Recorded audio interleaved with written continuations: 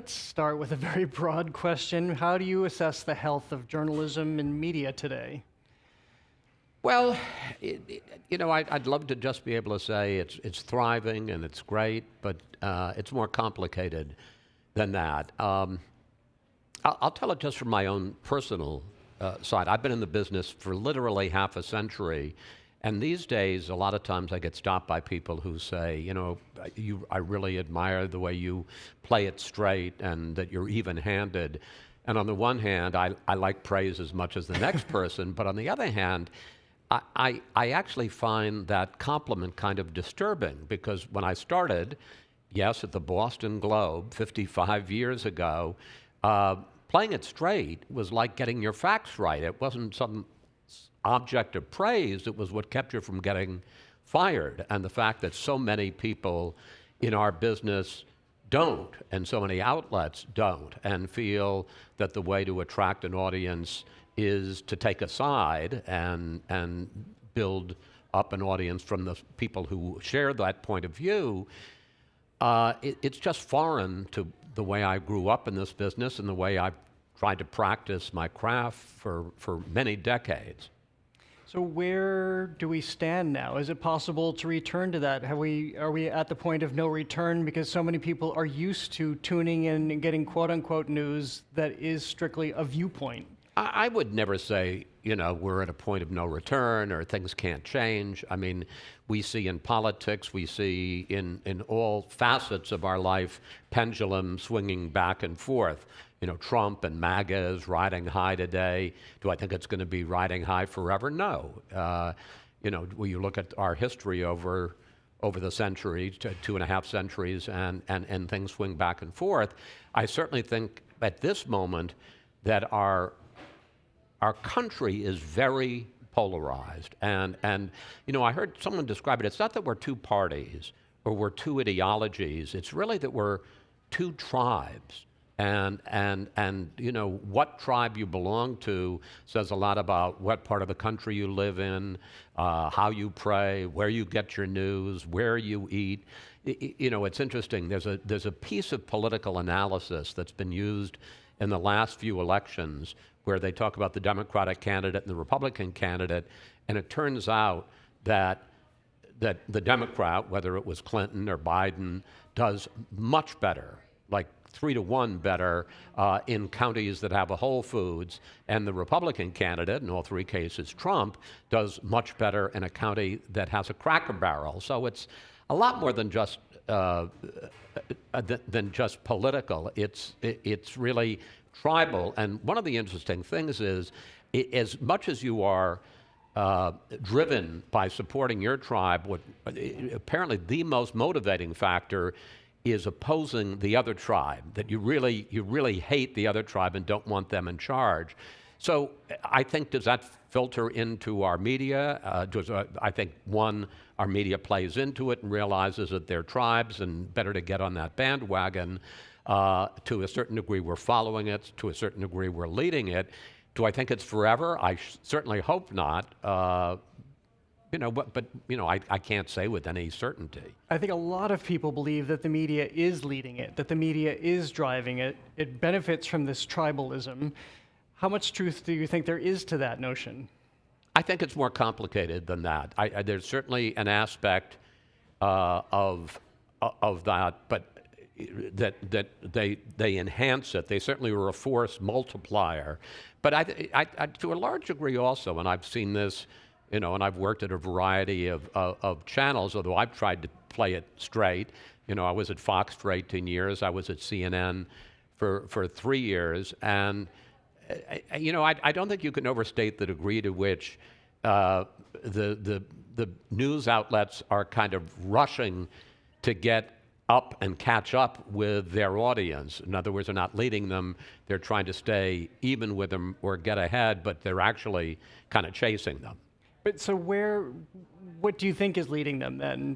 Because frankly, I look at it and I think that this is fomented every single night. It's being advanced every single night if they're watching one of the cable networks, which is carrying the messaging, delivering the messaging. So To what extent is that not happening in your mind? Where would they be getting that I information? think you're underselling the American voter. They have a mind of their own, and they make their own judgment. I mean, I'll give you a perfect example that I think Fox, in the aftermath of 2020, very much was not supporting or trying to enhance Trump. And there was a period of time in 23 when Trump got almost no coverage on Fox, and it seemed that they were very much pushing Ron DeSantis, the governor of Florida. And I think part of that may have been a belief that Trump was unelectable. But having said that, the voters made up their mind. They wanted Trump, and so I think you're underselling the idea that these are people who make up their own minds and have free will, and oftentimes they're not followers in the parade, they're the leaders of the parade. And I certainly don't mean to discount all voters, but what about this moment in time where we see the alliance, if that's not too strong a word, between Fox and the administration? Look at the administration now, which is made up of former Fox employees and personalities. Yeah, I don't know that I'd call that an allowance. Trump watches a lot of TV, and he likes people that he likes. And as somebody who watches TV and I think gets a lot of his, I'm not going to say his news or his ideas, but he spends a lot of time watching them. And if he sees people that, first of all, he has how many times have we heard him talk about, oh, he's right out of central casting. He looks the part. He sounds the part. So I think that is, he's kind of a master showman and producer himself. And I think he is impressed by people that he may have seen or come in contact with on, watching them on cable television rather than reading a serious treatise they wrote in a think tank. But I think that's just, I think we overstate the importance of the media. Not to say that it's not important, but I think we understate the degree to which it's the voters who are leading this show, and right now it's Donald Trump leading the show, and he may pick and choose people from Fox, but I don't know that Fox is any stronger or any more influential in the country than it was during the first Trump term. And when things went bad in 2020 and people felt that Trump wasn't handling COVID correctly or as the way they wanted it to, they turned on him. I give voters more credit than that. And how does that play into your decision to leave Fox? It was different. I spent 18 years at Fox and had a really good time, enjoyed it very much. One of the things was, although there was plenty of conservative opinion there, they said to me when I first came in 2003, we're going to leave you alone. We just want you to play it straight and be even-handed and, be just as tough on Republicans as you are on Democrats. And I was, and I have to say, in 18 years there, I was never second-guessed about a guest I booked or a question I asked.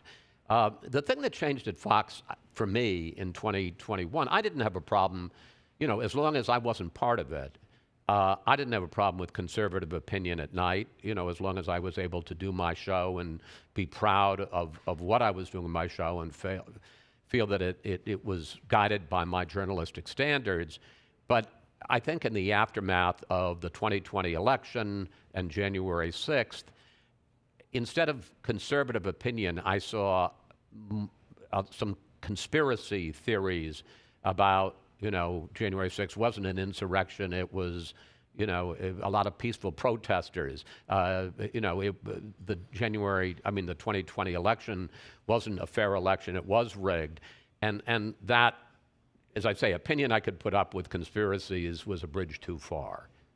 How well do you think the media can do its job in this moment? We're back in this amplified news cycle almost on steroids for what's coming out of the administration, what's coming out of Washington. You still live in Washington. You've worked for so long there. How is it possible to keep up?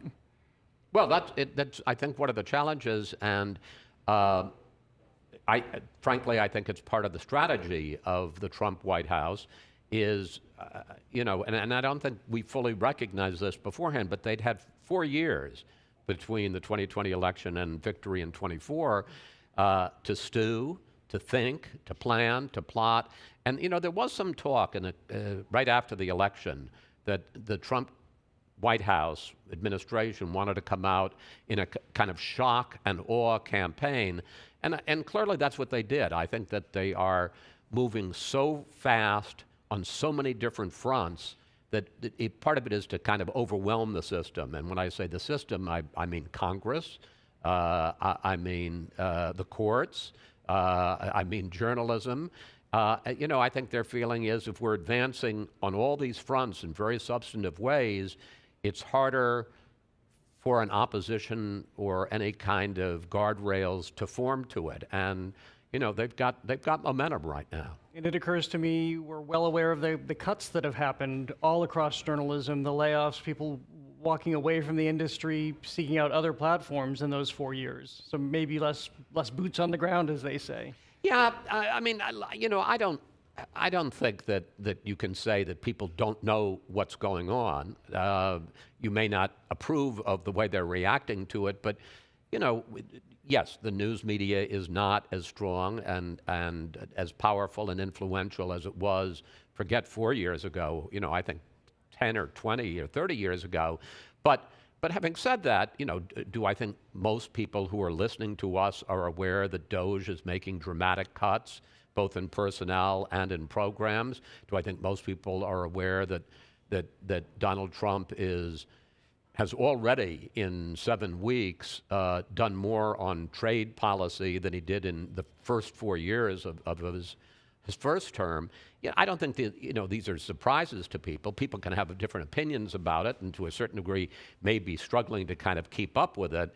But I don't think you could say that he's sneaking it by us and we don't realize it's happening.